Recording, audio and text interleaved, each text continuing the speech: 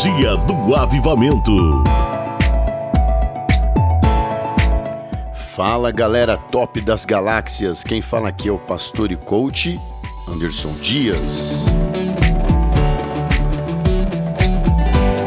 E nós estamos iniciando a nossa quarta aula desse grande projeto Teologia do Avivamento. Mas antes, eu preciso muito da sua ajuda, nós precisamos, né? Eu gostaria que nesse momento você estivesse aí deixando o seu like primeiro, se inscrevendo no nosso canal e ativando as notificações. Isso vai nos ajudar muito, isso é importantíssimo para nós. E não esqueça também de compartilhar esse vídeo para o maior número possível de pessoas, porque isso também vai nos ajudar muito. Teologia do Avivamento. Acesse o nosso site amigosdoavivamento.com.br. Ligue e participe pelo nosso WhatsApp 011 95901 7043. Graças a Deus, mais uma aula que nós estamos aqui dando início, né? E hoje nós vamos ter a nossa quinta aula. Mas antes, eu gostaria que nós orássemos para que Deus venha nos abençoar no dia de hoje, porque nós precisamos da ajuda, né, do Senhor para todas as coisas. Então vamos neste momento orar em nome de Jesus, amém?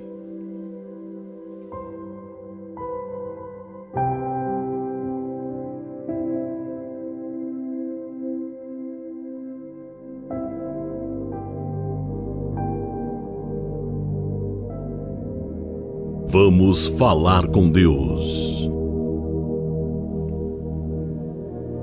Nosso Deus, nosso Pai, mais uma vez eu entro na Tua presença, nós entramos na Tua presença para aprendermos da Tua santa e bendita palavra.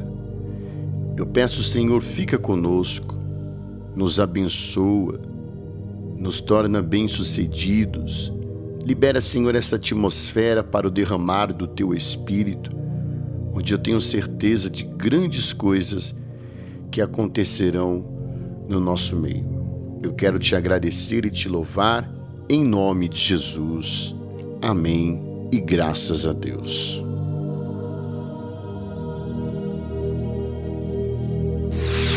Vamos aprender a palavra de Deus? Começa agora, Teologia do Avivamento com pastor e professor Anderson Dias.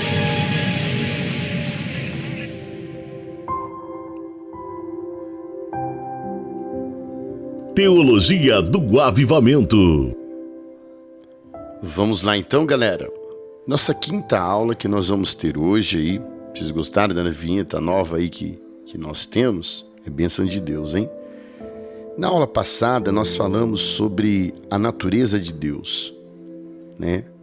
Nós estudamos 5 dos principais atributos de Deus, que foi a eternidade, imutabilidade, lembra? Onisciência, onipotência e onipresença. E hoje, nós vamos falar dos atributos de Deus, só que no outro âmago, né? Porque nas 2 lições anteriores, nós tratamos de alguns dos atributos de Deus. Nesta lição, que é a lição 5, nós trataremos de alguns dos seus atributos morais, tá? Ou seja, atributos que nós entendemos que Deus ele comunica determinadas verdades ao seu povo. Isso dentro de uma plena identificação com Deus. Vamos aprender para que você entenda mais. Primeira coisa dos atributos que nós vamos falar aqui em relação a Deus é a veracidade de Deus.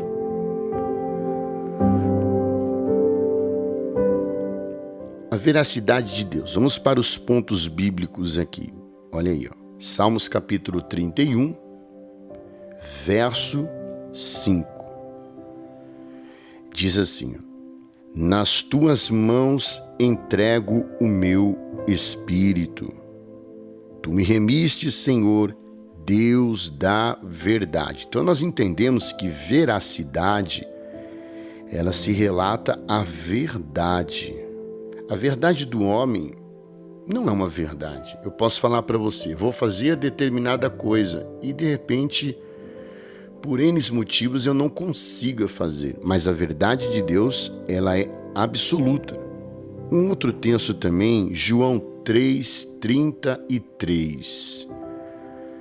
João 3:33 diz: quem todavia lhe aceita o testemunho, por sua vez, certifica que Deus é verdadeiro.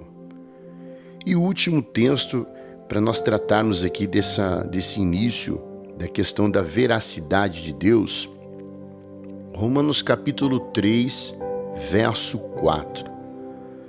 Romanos 3:4 diz: seja Deus verdadeiro e mentiroso todo o homem.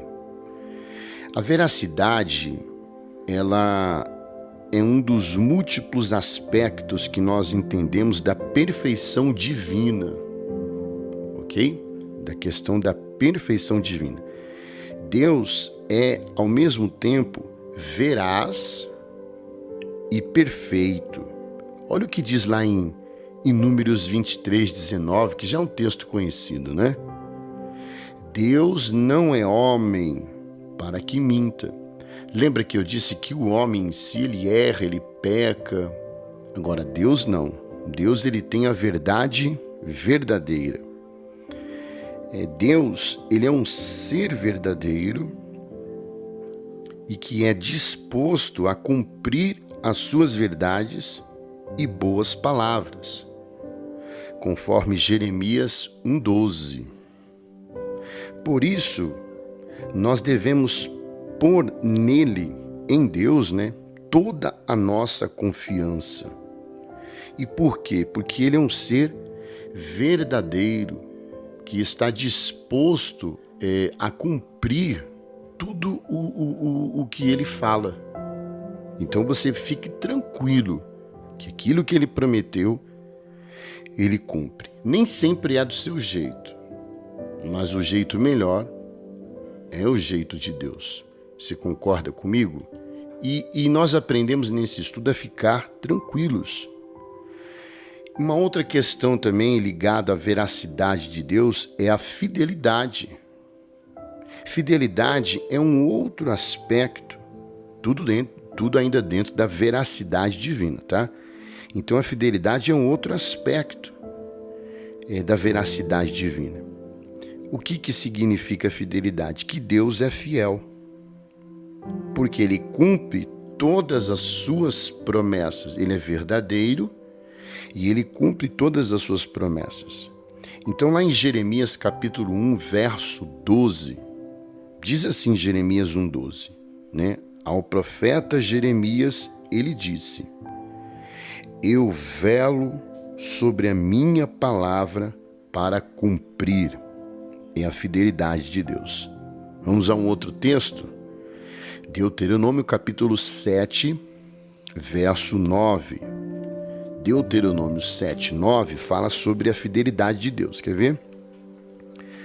Saberás, pois, que o Senhor teu Deus é Deus, o Deus fiel, que guarda a aliança e a misericórdia até 1000 gerações, aos que o amam e cumprem os seus mandamentos. Olha aqui, dizendo que Deus é fiel, é a fidelidade de Deus em relação à veracidade, à verdade que ele diz. Então, Deus é fiel na sua verdade. Nós que somos muitas vezes afobados, preocupados e nos esquecemos. Por isso que é importante nós estudarmos a Bíblia. Um outro texto em relação à fidelidade, Deuteronômio 32:4. Deuteronômio 32, 4 diz: Deus é fidelidade e não há nele injustiça. Esses são alguns de tantos textos que nós poderíamos falar em relação à fidelidade e à veracidade na verdade de Deus, né? Então, pela fidelidade de Deus, filhos, nós entendemos que as suas promessas continuam se cumprindo. Como eu disse, nós não temos que nos preocupar. A Bíblia diz: entrega teu caminho ao Senhor. Confia nele o demais, ele fará. E quando nós olhamos as promessas que continuam se cumprindo, nós olhamos que os santos continuam protegidos. Pecadores arrependidos são perdoados e convertidos. Pela fidelidade de Deus, os salvos serão arrebatados. Os ímpios serão condenados. Pela fidelidade, porque a verdade de Deus, Satanás será banido da terra e posto no seu devido lugar. Enquanto que novos céus, isso é tudo em relação à fidelidade de Deus, novos céus e a nova terra, eles serão estabelecidos. Então, o mundo hoje, nós olhamos e vivemos dentro dele, aponta que nada disso vai acontecer. Mas a fidelidade de Deus, a veracidade de Deus, prova que isso vai acontecer. Muito forte, né? Vamos aprender com o profeta. Bora, vamos dar continuidade aqui, ó. Segundo atributo, nós vamos falar agora do conselho de Deus, tá? O conselho de Deus.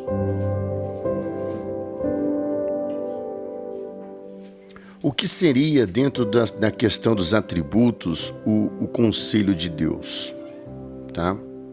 É o seu plano, ou seja, é o plano de Deus, a questão do conselho, né? É o plano do eterno. Em relação ao que, pastor? Aos dois mundos. Em relação ao mundo material e ao mundo espiritual. Eu gosto muito de falar de uma questão da inteligência espiritual. A pessoa que compreende o espiritual, ela é abençoada e prospera no material. Mas isso é um outro comentário, né? Vamos ver o que a Bíblia fala sobre a questão do conselho de Deus. Efésios capítulo 1, verso 11.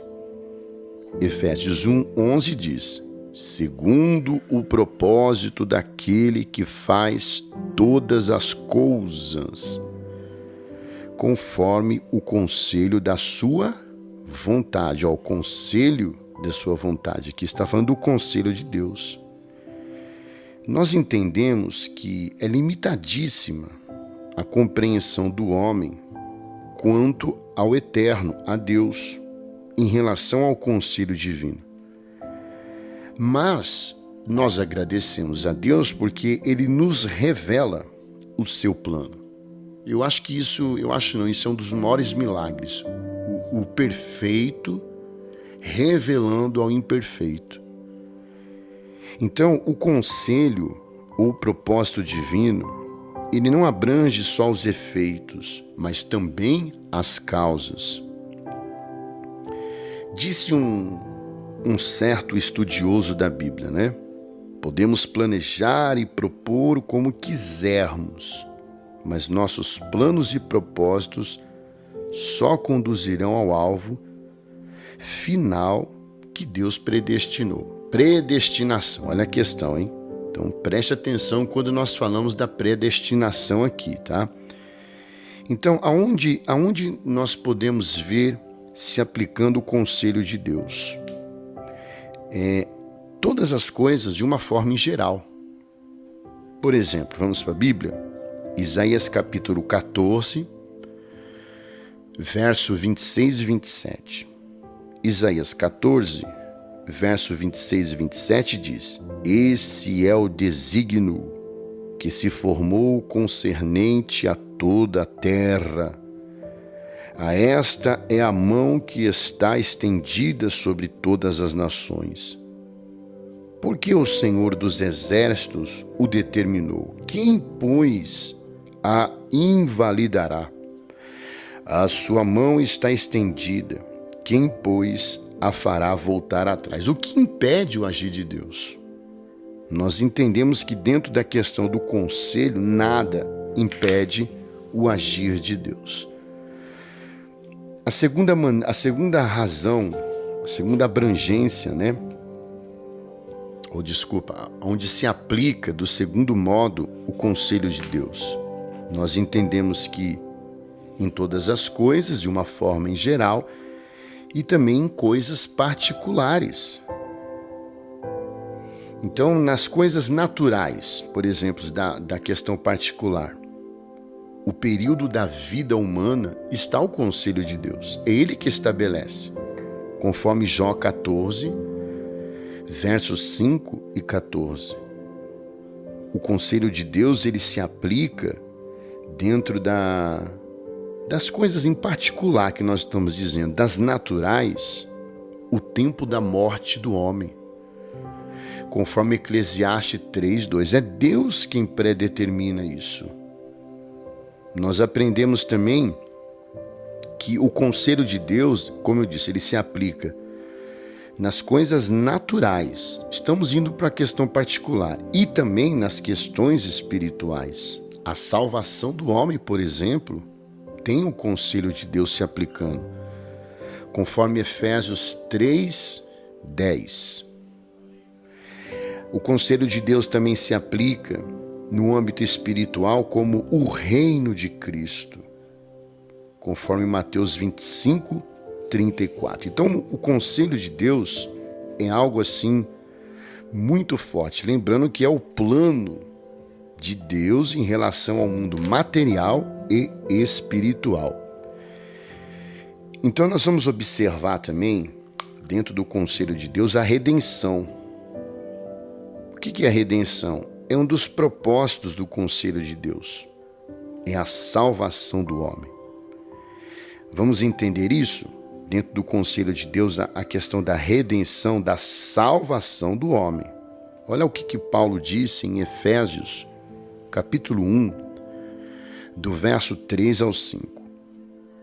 Efésios 1, do 3 ao 5 diz: Bendito o Deus e Pai de nosso Senhor Jesus Cristo, que nos tem abençoado com toda sorte de bênção espiritual nas regiões celestiais em Cristo, assim como nos escolheu nele antes da fundação do mundo, para sermos santos e irrepreensíveis perante ele, e em amor nos predestinou, preste atenção nessa palavra, predestinou para ele, para a adoção de filhos, por meio de Jesus Cristo, segundo o beneplácito de sua vontade.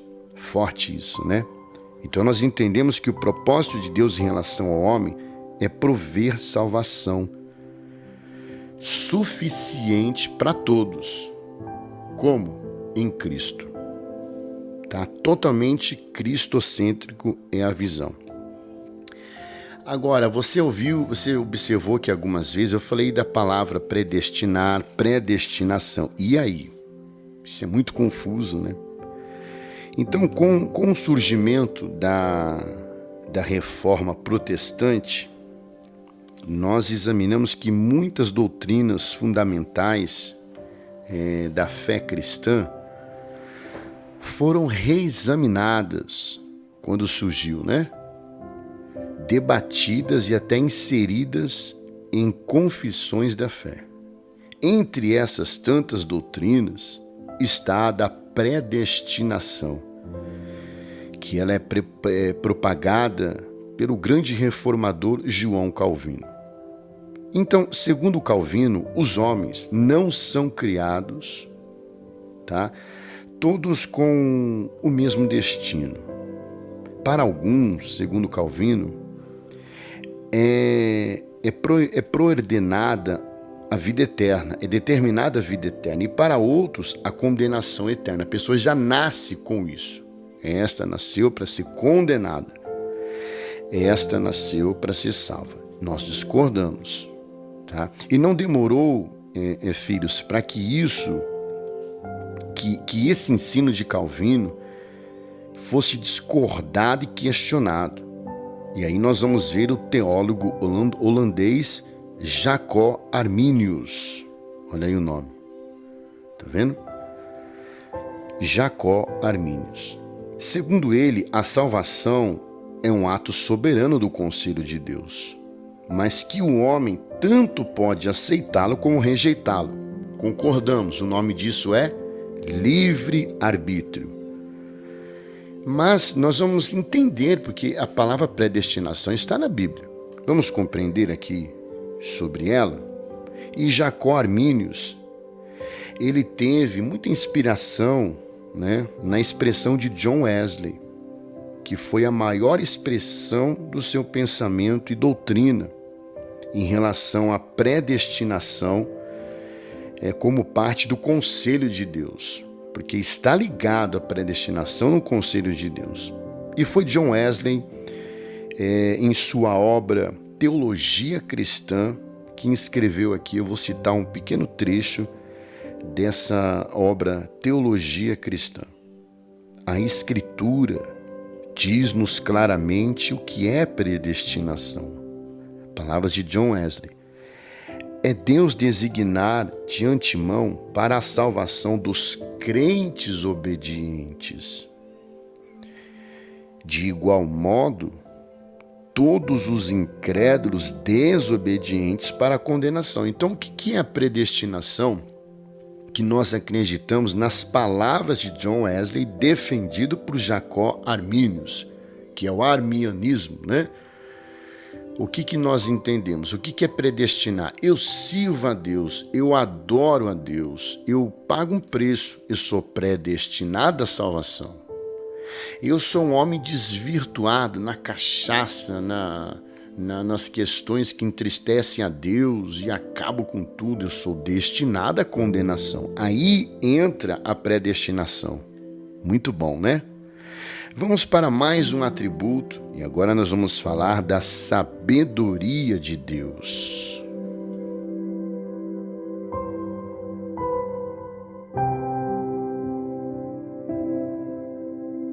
Vamos aprender com o profeta. Bora lá então, galera. A sabedoria de Deus, tá? Tem a sabedoria e o conhecimento, mas a questão aqui é um atributo de Deus. Nós podemos considerar a sabedoria de Deus como um aspecto particular do seu perfeito conhecimento. Perfeito conhecimento é a sabedoria. Mas, filhos, é evidente que conhecimento e sabedoria não são a mesma coisa. Ainda que elas estejam assim muito intimamente ligadas, né? Então, o que é o conhecimento e a sabedoria? O conhecimento você adquire por meio dos estudos. Sabedoria é o resultado do conhecimento adquirido pela prática e pela intuição. Então, ou seja, o conhecimento ele é teórico, a sabedoria é prática. Por isso que feliz é um homem sábio que adquiriu o conhecimento. Então você está adquirindo conhecimento aqui, a teoria. E agora você precisa ter sabedoria. Mas, calma lá, é um atributo de Deus que nós estamos dizendo aqui, né? A sabedoria. No ponto bíblico, o que a Bíblia diz? Jó capítulo 12, verso 13. O que diz em Jó 12, 13? Com Deus está a sabedoria e a força. Ele tem conselho e entendimento. Um outro texto em relação à sabedoria de Deus está em 1 Coríntios 1, 24. O que diz em 1 Coríntios 1, 24? Pregamos a Cristo, poder de Deus e sabedoria de Deus. Então, a sabedoria de Deus é algo muito grande. E ela aplicada? O que é a sabedoria de Deus aplicada na forma prática? Tá? É Deus sempre se empenhando pelos seus melhores fins possíveis. E Ele escolhe os melhores meios para a realização do seu propósito. É o empenho de Deus, é a realização de Deus. Isso numa visão humana, para que você possa compreender, tá? Deus, Ele produz os melhores resultados possíveis. Por isso que nós dependemos de Deus para tudo. Nossas orações devem ser pedir tudo para Deus e depender de tudo, porque Deus produz os melhores resultados possíveis. Nós falamos da sabedoria de Deus aplicada. E a sabedoria de Deus manifesta? O que seria? Na obra da criação. Olha o tamanho da sabedoria de Deus na criação. O que diz lá em Salmos 19, do verso 1 ao 4. Salmos 19, do 1 ao 4 diz: os céus proclamam a glória de Deus, e o firmamento anuncia as obras das suas mãos. Um dia discursa a outro dia, e uma noite revela conhecimento a outra noite. Não há linguagem, nem há palavras, e deles não se ouve nenhum som. No entanto, por toda a terra se faz ouvir a sua voz e as suas palavras até os confins do mundo. Olha que coisa linda que o salmista escreveu sobre a manifestação da sabedoria de Deus assim na obra da criação. Nós vamos ver também a manifestação da sabedoria de Deus na providência.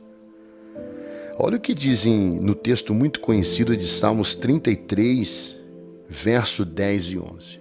Salmos 33, 10 e 11 diz: o Senhor frustra os desígnios das nações e anula os intentos dos povos.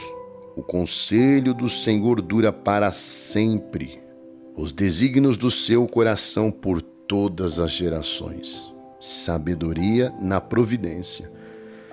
E a sabedoria de Deus também na redenção, como eu já havia citado anteriormente, né? É muito importante. Você vai poder ver lá em 1 Coríntios, no capítulo 2, do verso 7 ao 8. 1 Coríntios 2, do 7 ao 8 diz: mas falamos a sabedoria de Deus em mistério, outrora oculta, a qual Deus pré-ordenou desde a eternidade para a nossa glória. Sabedoria essa que nenhum dos poderosos deste século conheceu, porque se a tivessem conhecido, jamais teriam crucificado o Senhor da glória.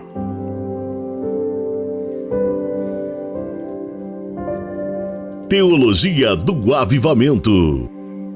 Vamos falar agora de mais um atributo que é a soberania de Deus. Espero que você esteja gostando, anotando tudo, tá bom? Você é um aluno da Teologia do Avivamento. Não esqueça de compartilhar também, não esqueça de convidar pessoas para estarem aqui. Nossas aulas vão ao ar todo domingo às 10 da manhã, só que fica gravado, a pessoa pode estudar em qualquer horário, né? Então compartilha aí, que a bênção é grande. A sabedoria, ou melhor, a soberania de Deus. Vamos aprender com o profeta. Bom, a soberania de Deus, ela é a soma de alguns dos seus atributos: a onipotência, a onisciência e a onipresença. Formam a soberania de Deus. Deus, ele sustém todas as coisas com a sua onipotência. Ele revela todos os segredos por sua onisciência. Então vamos lá, para você entender, né? Eu disse que Deus sustém todas as coisas com a sua onipotência. poder. Ele sustenta porque ele é poderoso. Ele não é poderoso, ele é o poder. Ele revela todos os segredos por sua onisciência, sabe de todas as coisas. E ele enche todas as coisas com a sua onipresença. Ele está em todos os lugares. Ele está com você na dificuldade, está com você quando tudo dá certo. Quando tudo dá errado, ele está lá para poder te ajudar. Vamos para a Bíblia? Então eu vou citar aqui um texto. Isaías 33, verso 22. Eu vou citar dois textos, tá? Vamos a Isaías 33, 22. Sobre a questão da soberania de Deus. Porque o Senhor é o nosso juiz, o Senhor é o nosso legislador, o Senhor é o nosso rei, ele nos salvará. Soberania. Um outro texto aqui, ó, 2 Crônicas 20, verso 6. 2 Crônicas 20, verso 6 diz: Ah, Senhor, Deus de nossos pais, porventura não és tu Deus nos céus? Não és tu que dominas sobre todos os reinos dos povos? Na tua mão está a força e o poder, e não há quem te possa resistir. Isso é em relação à soberania de Deus. A soberania também nós vamos ver em questão a vontade de Deus. Então, Deus é perfeito, a sua vontade permanece. Nós vamos ver a soberania também sobre um soberano poder de Deus, tá? Porque com o poder ele executa a sua vontade, ok? Nossa aula hoje vai ser um pouquinho mais curta. Nós vamos deixar os próximos atributos para a próxima aula, que nós vamos falar aí sobre a vontade de Deus, a justiça de Deus e a bondade de Deus. Na próxima aula, então, eu te vejo. Espero que você tenha gostado da nossa quinta e abençoada aula que nós tivemos hoje, para a glória e o nome de Jesus Cristo. Tá? Tenha paciência, que você vai aprender muita coisa boa aqui a cada dia que se passa. Eu espero poder te ajudar. Seja dedicado, não apareça hoje para desaparecer amanhã. Esteja sempre conosco. E eu já falei demais. Estamos indo embora. Deus te abençoe e que esse conhecimento fique cravado na tábua do seu coração.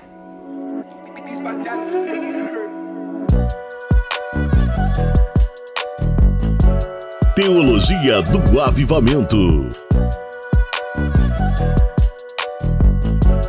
A vitória é nossa, em nome de Jesus.